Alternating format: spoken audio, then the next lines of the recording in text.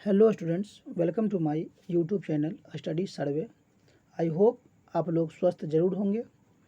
और आज हम लोग now the lips are falling fast के ऑब्जेक्टिव के बारे में पढ़ने जा रहे हैं। इससे पहले आपने अगर मेरा वीडियो देखा होगा तो मुझे आशा है कि आप सारे के सारे जो ऑब्जेक्टिव है उसको सही ज़रूर मार दीजिएगा। और ये ऑब्जेक्टिव का हिंदी करने से पहले ही आप ऑब्जेक्टिव का आंसर आप अपने कॉपी में लिखें और आपने कितना ऑब्जेक्टिव सही किया है वह मुझे कमेंट बॉक्स में ज़रूर मैसेज करें, ताकि मैं जान सकूं कि आपकी तैयारी की व्यवस्था कैसी है। तो हम लोग स्टार्ट करते हैं। और स्टार्ट करने से पहले अगर आपने मेरे चैनल को लाइक, सब्सक्राइब और शेयर नहीं किया है तो लाइक, सब्सक्राइब और शेयर कर दें। तो आइए हम लोग अब स्टार्ट करते हैं। तो आपका पहला ऑब्जेक्टिव है, who has written the poem now the lips are falling fast. तो फर्स्ट ऑप्शन आपका है जॉन डन, सेकंड ऑप्शन है आपका वाल्ट विटमैन, और थर्ड ऑप्शन है W.H. ऑडेन, और फोर्थ ऑप्शन आपका है जॉन किट्स। तो आपका आंसर देने से पहले मैं हिंदी करता हूँ, इस बीच आप अपना आंसर लिखें कॉपी में। इसका हिंदी यह हो रहा है कि now the lips are falling fast जो है यह कविता किसने लिखी है? तो लिखी है यह कविता W.H. ऑडेन ने। इसके साथ बहुत सारे क्वेश्चन इसमें निकल सकते हैं। क्या क्वेश्चन है कि जॉन डन ने कौन सी कविता लिखी है? तो sweetest love I do not go. और उसके बाद वाल्ट विटमैन ने कौन सी कविता लिखी है? तो song of my self. John Keats ने कौन सी कविता लिखी है? तो ओड टू ऑटम। चलिए, इस क्वेश्चन से इतनी जानकारी हमको मिलती है। चलिए आइए हम लोग दूसरे ऑब्जेक्टिव की तरफ चलते हैं। W.H. Auden was born in 1572, second option 1890, और थर्ड ऑप्शन 1907, और फोर्थ ऑप्शन 1973। तो इसका हिंदी करते हैं हम लोग पहले कि W.H. ऑडेन का जन्म जो हुआ था वो कब हुआ था? तो आपका पहला ऑप्शन है 1572, दूसरा ऑप्शन है 1819, तीसरा ऑप्शन है 1907, और चौथा ऑप्शन है 1973। तो इसका आंसर है 1907। ठीक है। अच्छा, यहाँ W.H. ऑडेन लिखा हुआ है, तो W.H. का फुल फॉर्म क्या होता है? तो वेस्टर्न ह्यू ऑडेन, इनका पूरा नाम था वेस्टर्न ह्यू ऑडेन। अच्छा, यहाँ 1572 लिखा हुआ है, तो 1572 में किनका जन्म हुआ था? तो जॉन डन का। 1819 में किनका जन्म हुआ था? तो वाल्ट विटमैन का। चलिए आते हैं हम लोग अपने तीसरे ऑब्जेक्टिव की तरफ। W.H. Auden was died in, first option 1973, second option 1631, और थर्ड ऑप्शन 1892, और फोर्थ ऑप्शन 1821। तो इसका पहले हिंदी हम लोग करते हैं कि W.H. ऑडेन की मृत्यु कब हुई थी? तो कब हुई थी? तो इसका आंसर है 1973। और 1631 में जॉन डन की मृत्यु हुई थी, और 1892 में वाल्ट विटमैन की मृत्यु हुई थी, और 1821 में जॉन किट्स की मृत्यु हुई थी। इस क्वेश्चन से इतनी जानकारी हम लोग को मिलती है। चलिए हम लोग अपने चौथे क्वेश्चन की तरफ बढ़ते हैं। तो आपका चौथा ऑब्जेक्टिव इस प्रकार है, W.H. Auden was a poet, first option, second option dramatist, third option critic, और फोर्थ ऑप्शन ऑल। इसका मतलब क्या होता है? तो W.H. ऑडेन थे, क्या थे? कवि थे, ड्रामाटिस्ट थे, मतलब नाटककार थे, और आलोचक थे, या सभी थे? तो इसका आंसर होगा सभी, वे सभी थे। ठीक है। अच्छा, ये बात बताइए आप कि वाल्ट विटमैन जो है 12वें वर्ष के पहले किस रूप में काम करते थे? तो इसका आंसर है कारपेंटर, मतलब बढ़ई के रूप में काम करते थे। चलिए हम लोग आपके पाँचवें ऑब्जेक्टिव की तरफ बढ़ते हैं। तो आपका पांचवा ऑब्जेक्टिव है, when did W.H. Auden win the Pulitzer Prize? First option 1855, second option 1866, third option 1939, और फोर्थ ऑप्शन 1948। तो आप अपना उत्तर दीजिए। पहले मैं हिंदी कर देता हूँ। तो W.H. ऑडेन जो पुलित्जर पुरस्कार जीते थे, कब जीते थे? तो इसका आंसर है 1948। तो 1855 में क्या हुआ था? 1855 में। तो 1855 में लिप्स ऑफ ग्रास जो किसके द्वारा लिखी हुई थी, वाल्ट व्हिटमैन के द्वारा लिखी हुई थी। तो उसे क्या किया गया था, प्रकाशित किया गया था। 1866 में जो वाल्ट व्हिटमैन की ही एक रचना थी ड्रम टाइप्स, उसी को क्या किया गया था, प्रकाशित किया गया था। और 1939 में क्या हुआ था, तो 1939 में W.H. ऑडेन ने अमेरिका क्या कर दी थी, ये अमेरिका चले गए थे इंग्लैंड को छोड़कर। चलिए हम लोग अब आते हैं छठे क्वेश्चन की तरफ। तो आपका जो छठा ऑब्जेक्टिव है, W.H. Auden won Pulitzer Prize for which book. Lips of grass आपका फर्स्ट ऑप्शन है, the age of anxiety second option है, थर्ड ऑप्शन है आपका ड्रम टैप्स, फोर्थ ऑप्शन है नन। इसका मतलब क्या होता है, तो W.H. ऑडेन ने पुलित्जर पुरस्कार किस जो रचना या किस किताब के लिए जीती थी, तो इसका आंसर है द एज ऑफ एंजाइटी। तो लिप्स ऑफ ग्रास किसने कविता लिखी थी या जो पुस्तक है किसने लिखी थी, तो वाल्ट व्हिटमैन ने लिखी थी। ड्रम टैप्स किसने लिखी थी, तो वाल्ट व्हिटमैन ने लिखी थी। इस क्वेश्चन से इतनी जानकारी हम लोग को मिलती है। तो आइए हम लोग अपने सातवें ऑब्जेक्टिव की तरफ चलते हैं। For Odean poetry was a game. First option आपका है सिंपल, सेकंड ऑप्शन है आपका गुड, थर्ड ऑप्शन है सीरियस और फोर्थ ऑप्शन है ऑल। मतलब क्या होता है, ऑडेन के लिए जो कविता लिखना जो था वह कैसा गेम था, कैसा चीज़ था, तो इसका आंसर है सीरियस। उनके लिए एक गंभीर चीज़ था कविता लिखना। क्यों, क्योंकि उनकी कविताएं लोगों में आत्मा की जागरूकता पैदा करने की काम करती थी। चलिए हम लोग अपने आठवें ऑप्शन ऑब्जेक्टिव जो है उसके तरफ बढ़ते हैं। तो हम लोग का आठवां ऑब्जेक्टिव जो है कि when did W.H. Odean leave England. कि आपका फर्स्ट ऑप्शन है 1907, सेकंड ऑप्शन है 1973 और थर्ड ऑप्शन है 1948 और फोर्थ ऑप्शन है 1939। इसका मतलब क्या होता है, तो इसका मतलब होता है W.H. ऑडेन ने इंग्लैंड को छोड़ दिया था। तो कब छोड़ दिया था, तो इंग्लैंड को उन्होंने 1939 में छोड़ दिया था। तो और बाकी सारे ऑप्शन क्या है, तो 1907 में W.H. ऑडेन का जन्म हुआ था, 1973 में उनकी मृत्यु हुई थी और 1948 में उन्होंने पुलित्जर पुरस्कार जीता था। चलिए हम लोग अपने 9वें नंबर की तरफ आते हैं। Where did W.H. Auden settle permanently after living. First option आपका है यूनाइटेड स्टेट्स, सेकंड ऑप्शन है यूरोप और थर्ड ऑप्शन लंदन और फोर्थ ऑप्शन नन। इसका मतलब क्या होता है, तो W.H. ऑडेन जो है ना इंग्लैंड छोड़कर, क्योंकि उन्होंने इंग्लैंड अपना जो देश था वो छोड़े थे, अस्थायी रूप से कहाँ बस गए थे, तो इंग्लैंड छोड़कर वे अस्थायी रूप से यूनाइटेड स्टेट में जाकर बस गए थे। और यहाँ पर यूरोप और लंदन का क्या प्रॉब्लम है, तो यूरोप जो है, यूरोप में वाल्ट व्हिटमैन ने अपने जो है लिप्स ऑफ ग्रास का जो ट्रांसलेशन करके यूरोप में प्रकाशित किया था और उन्हें अच्छा वहाँ रिस्पॉन्स मिला था। और लंदन में जॉन डन का जन्म हुआ था, जॉन डन का जन्म हुआ था लंदन में। और आइए हम लोग अपने 10वें ऑब्जेक्टिव की तरफ चलते हैं। तो 10वां ऑब्जेक्टिव है Auden's works is divided in two parts which are they. Auden की रचनाएं जो है, सॉरी आपका पहला जो ऑप्शन है ब्रिटिश है, दूसरा ऑप्शन है अमेरिकन, थर्ड ऑप्शन जो है बोथ और फोर्थ ऑप्शन है नन। तो आप अपना उत्तर दीजिए और हम लोग हिंदी करते हैं। तो ऑडेन की रचनाएं जो है दो भाग में बांटी गई है।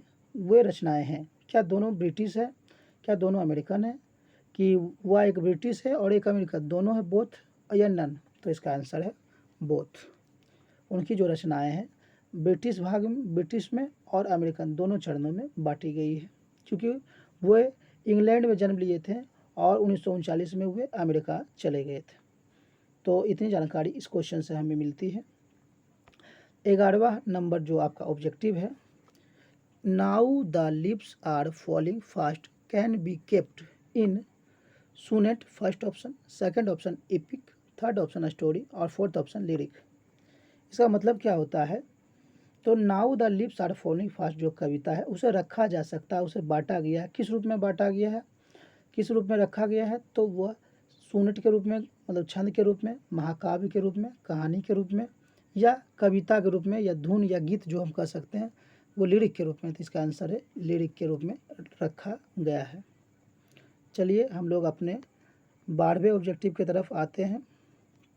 हम लोग का 12वां objective, theme of the poem now the lips are falling fast.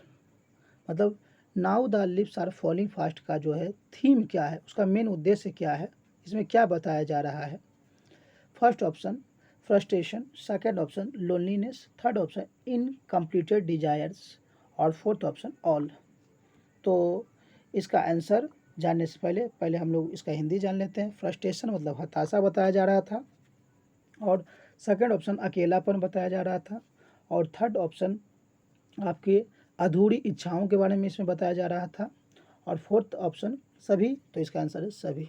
इसमें सभी व्यक्ति जो है वह हताश व्यक्ति हैं या अकेले व्यक्ति हैं या जिनकी इच्छाएं पूरी नहीं हुई, इन सभी के बारे में इस जो चैप्टर है उसमें बताया गया है।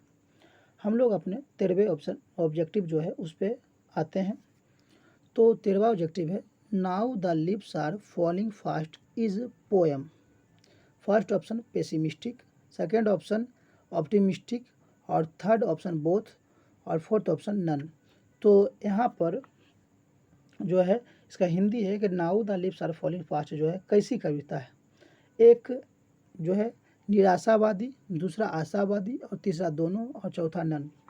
तो यह जो कविता है दोनों तरह की कविता है, निराशा भी है इसमें और आशा भी है इसमें। तो यह इसका आंसर हो जाएगा बोथ। क्यों बोथ है, तो आप मेरे वीडियो में जाके इसका जो है आंसर देख सकते हैं।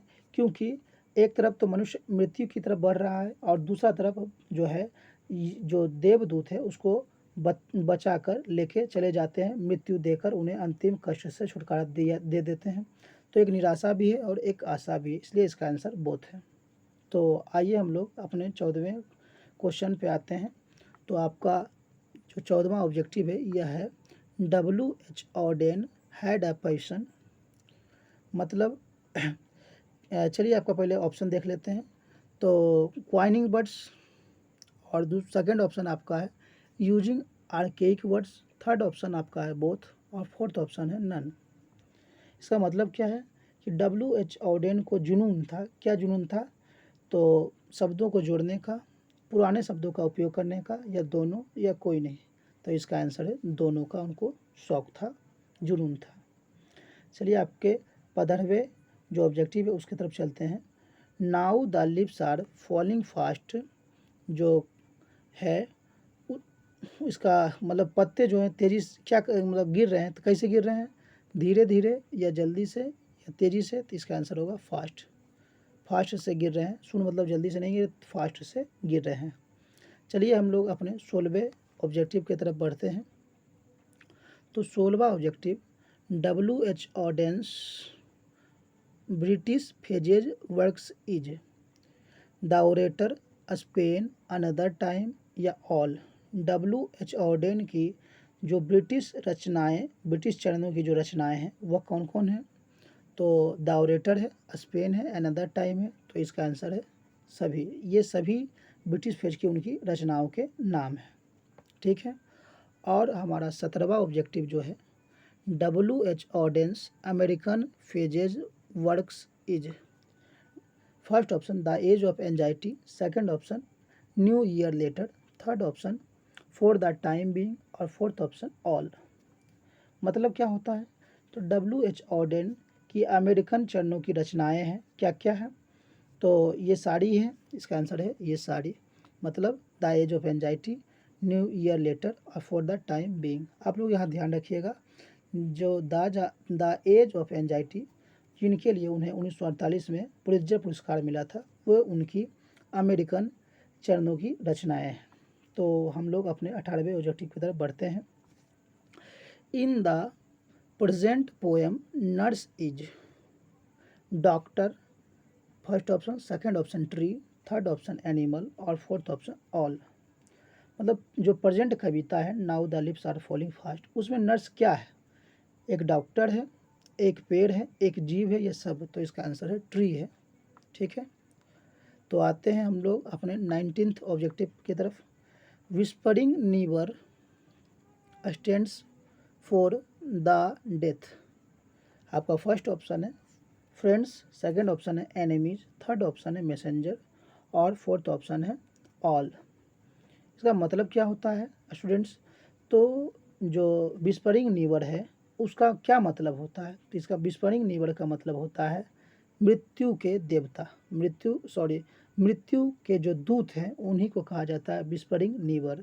तो दूत को हम लोग मैसेंजर इंग्लिश में कहते हैं, तो इसलिए इसका आंसर है मैसेंजर। मृत्यु के दूत को हम लोग विस्परिंग नीबर या यमराज या मृत्यु के दूत कहते हैं। तो आपका 19th नंबर ख़त्म और हम लोग आते हैं आपके जो 20th ऑब्जेक्टिव है, 20वां ऑब्जेक्टिव, उस पर। The falling of leaves refer to a speedy arrival of first life, second death, third miserly, fourth none. कहने का मतलब ये है कि पत्तों का जो तेज़ी से गिरना क्या है? पत्तों का तेज़ी से गिरना क्या है? पत्तों का जो गिरना है वह तेज़ी से क्या चीज़ का आना है? ज़िंदगी का आना, मृत्यु का आना या दुख का आना है या कोई नहीं? तो इसका आंसर है मृत्यु का आना। जो पत्ते जो तेज़ी से गिर रहे हैं वह जो है जल्दी से तेज़ी से मृत्यु के बढ़ने की तरफ को इंडिकेट कर रहे हैं। चलिए हम लोग अपने 21वें ऑब्जेक्टिव की तरफ आते हैं। Human life is no better than, है ना, आपका जो फर्स्ट ऑप्शन है लाइफ, दूसरा ऑप्शन है डेथ, थर्ड ऑप्शन है जर्नी, आपका चौथा ऑप्शन है नन। मनुष्य का जीवन जो है ना, अच्छा नहीं है ना? किसके समान है मनुष्य का जीवन?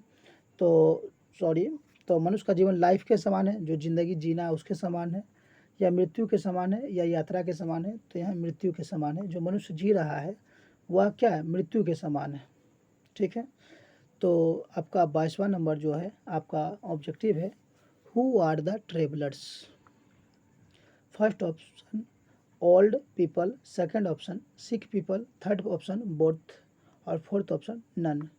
कहने का मतलब जो यात्री है इस कविता में, जो यात्री हैं वो कौन है? तो इस कविता में जो यात्री हैं ओल्ड पीपल और सिक पीपल, मतलब बूढ़े लोग और बीमार लोग दोनों हैं, बोथ इसका आंसर है। चलिए हम लोग अपने 23वें ऑब्जेक्टिव की तरफ चलते हैं। अकॉर्डिंग टू दिस पोएम, मतलब इस कविता के अनुसार जो आपका now the lips are falling fast है, the promises of love true, deceptive, both या नन।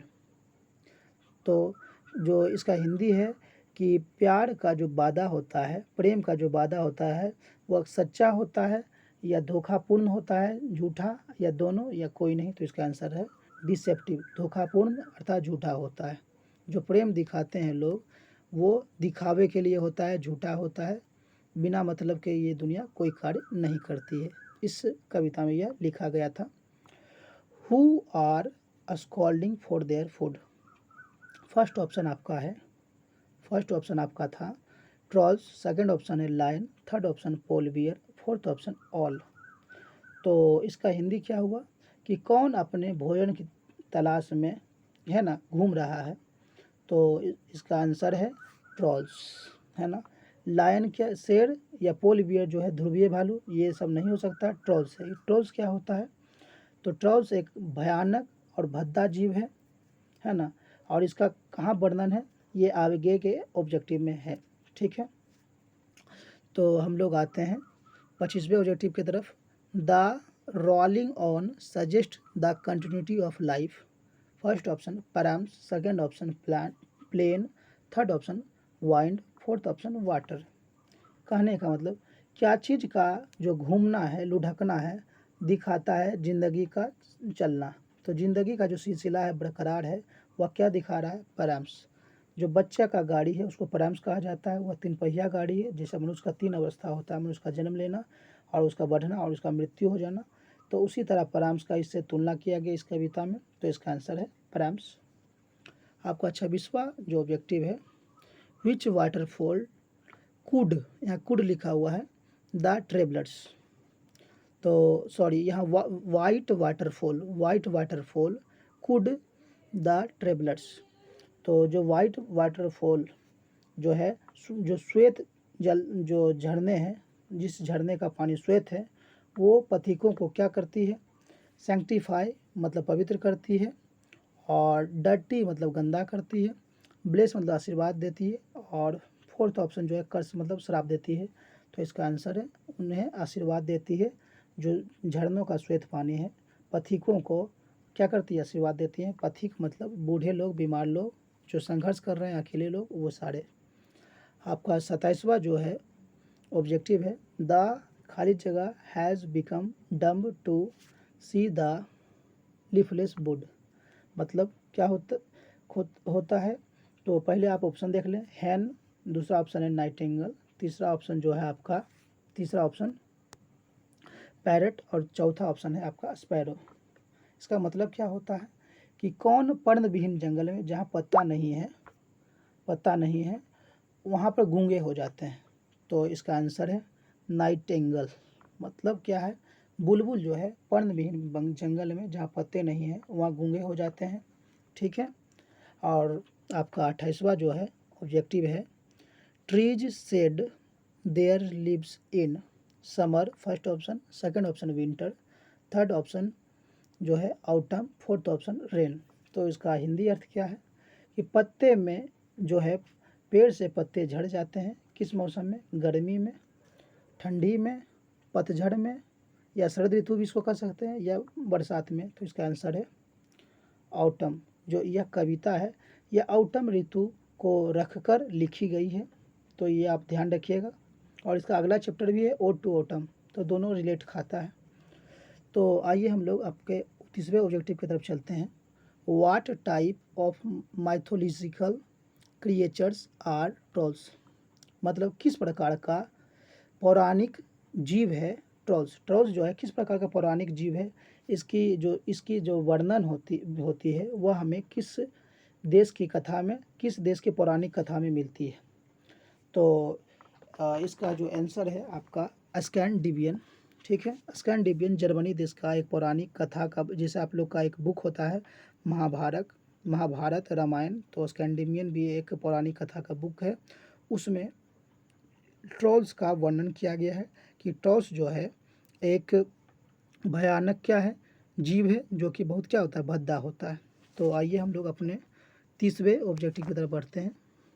तो in the present poem which word suggest the death.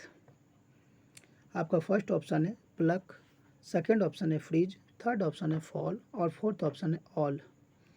इसका मतलब क्या होता है कि जो वर्तमान कविता है, क्या है वर्तमान कविता, now the lips are falling fast, उसमें जो मृत्यु का कौन सा वर्ड जो है डिनोट कर रहा है, दर्शा रहा है। तो प्लक मतलब तोड़ना, फ्रीज मतलब जमना, और फॉल मतलब गिरना, ऑल मतलब सभी। इसका आंसर है सभी। ठीक है, क्योंकि जो तोड़ना है, तो यहाँ जो है आपका जो मनुष्य दुखी है ना, या है ना, वो खुश है, तो उसके खुशी को अलग कर देता है, तो उसी को प्लक के लिए दर्शाया गया। फ्रीज मतलब जमना, तो जो हाथ जो है सक्रिय है वो जम जाते हैं, अर्थात वहाँ भी मृत्यु को दर्शा रहा है। फॉल मतलब गिरना, मतलब लोगों का मृत्यु की तरफ तेज़ी से बढ़ना, तो यह भी मृत्यु को दर्शा रहा है, तो इसलिए इसका आंसर हो जाएगा ऑल। तो अगर यह वीडियो आपको अच्छा लगा होगा तो प्लीज़ मेरे चैनल को लाइक, सब्सक्राइब और शेयर कर दीजिएगा। थैंक यू, धन्यवाद।